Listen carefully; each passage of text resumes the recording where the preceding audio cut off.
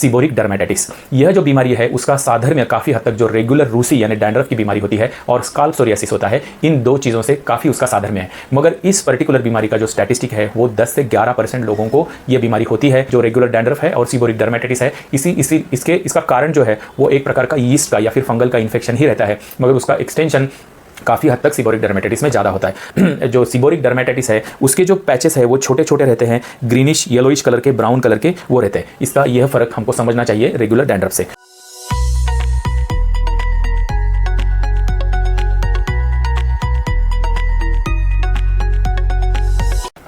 नमस्कार, मैं वैद्य मनोज देशपांडे।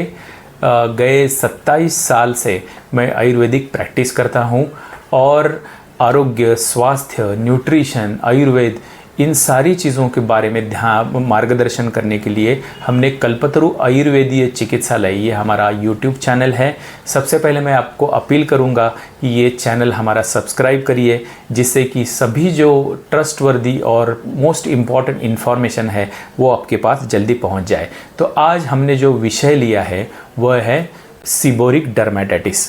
यह जो बीमारी है उसका साधर्म्य काफ़ी हद तक जो रेगुलर रूसी यानी डैंड्रफ की बीमारी होती है और स्काल्प सोरियासिस होता है, इन दो चीज़ों से काफ़ी उसका साधर्म्य है। मगर इस पर्टिकुलर बीमारी का जो स्टैटिस्टिक है वो 10 से 11% लोगों को ये बीमारी होती है और ये बहुत ही एम्ब्रासिंग बीमारी है, क्योंकि इसके जो स्काल्प के जो छोटे छोटे टुकड़े होते हैं वो सिर्फ स्काल्प तक सीमित नहीं रहते। तो वो जो आईब्रोज है, मुस्टाच और बियर्ड का जो एरिया है, चेस्ट है, एक्जिला है, ग्रॉइन है, लेडीज़ पेशेंट के विषय में ब्रेस्ट के नीचे, ऐसे एरियाज़ में भी यह बीमारी फैलती है। इसलिए इसका स्वरूप काफ़ी एक्सटेंसिव है। ये पेशेंट को काफ़ी एम्ब्रेसिंग होता है और उसका कॉन्फिडेंस लेवल कम हो जाती है। इसलिए इस बीमारी के बारे में जानना बहुत ही ज़रूरी है। तो सबसे पहले डिफरेंशियल डायग्नोसिस हम समझते हैं, क्योंकि जब तक हमारा डायग्नोसिस नहीं हो जाता कि यह बीमारी एग्जैक्टली क्या है, तब तक हम उसकी ट्रीटमेंट जो पिन पॉइंट होनी चाहिए वो नहीं होती। पेशेंट जो है वो ओवर द काउंटर जो एंटी फंगल शैम्पू होते हैं या फिर कोई डॉक्टर के पास भी जाता है तो उसका इनिशियली डायग्नोसिस जो है वो ठीक तरह से होता नहीं है। इसलिए पेशेंट जो है वो सालों साल इस बीमारी से जूझता रहता है। तो इसका पहला जो डिफरेंशियल डायग्नोसिस है वो है रेगुलर डैंड्रफ। रेगुलर डैंड्रफ जो है वो मैंने पहले ही बताया कि सिर्फ स्काल्प तक वो सीमित रहता है और उसके जो छोटे छोटे पार्टिकल्स रहते हैं वो बहुत छोटे साइज़ के होते हैं। मगर कंपेयर टू सीबोरिक डर्मेटाइटिस वो जो पार्टिकल है वो येलोइश, वाइटिश कलर के या ग्रीनिश ऐसे या फिर ब्राउन कलर के ऐसे वो पार्टिकल होते हैं और उसका स्वरूप जो है वो काफ़ी एक्सटेंसिव होता है। दोनों भी बीमारियों में, यानी कि जो रेगुलर डैंड्रफ है और सीबोरिक डर्मेटाइटिस है, इसका कारण जो है वो एक प्रकार का यीस्ट का या फिर फंगल का इन्फेक्शन ही रहता है, मगर उसका एक्सटेंशन काफ़ी हद तक सीबोरिक डर्मेटाइटिस में ज़्यादा होता है।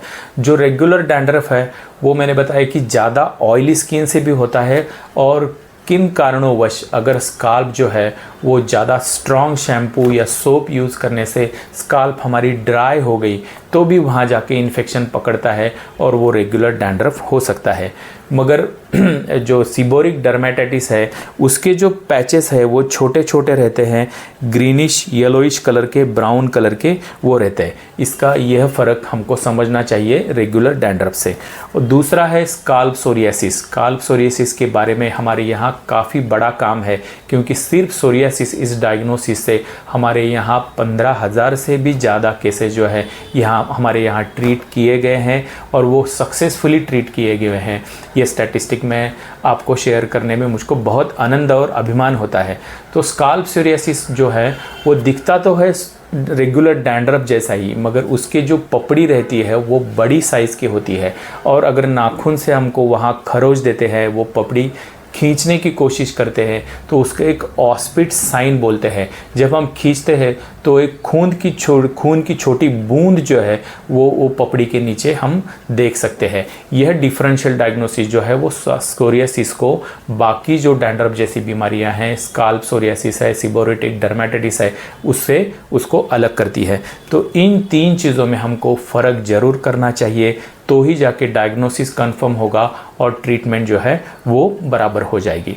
तो मैं आपको बताता हूँ कि नेक्स्ट वीडियो जो है वो बहुत इम्पॉर्टेंट होने वाला है, क्योंकि पार्ट 2 में हम वो उसका सीबोरिक डर्मेटाइटिस जो है उसकी ट्रीटमेंट कैसी करनी है, उसमें दवा कौन सी लेनी है, पंचकर्म के उपचार कौन से करने हैं, कौन से लेप लगाने हैं, नस्य चिकित्सा, जलोकावचरण, तक्रधारा, ऐसी काफ़ी सारी रेंज ऑफ ट्रीटमेंट अवेलेबल हैं कि जिससे पहले हफ्ते से ही रुग्ण, चाहे उसकी बीमारी महीनों की हो, 5 साल की हो, 10 साल की हो, उसको फ़र्क जो है पहले हफ्ते से ही दिखना शुरू हो जाएगा। तो पार्ट 2 देखना ना भूले। और जिन लोगों ने हमारा जो YouTube का एनालिटिक्स है उससे हमको पता चलता है कि काफ़ी लोग तो हमारे वीडियो देखते हैं, मगर काफ़ी लोगों ने हमारा चैनल जो है वो सब्सक्राइब नहीं किया है।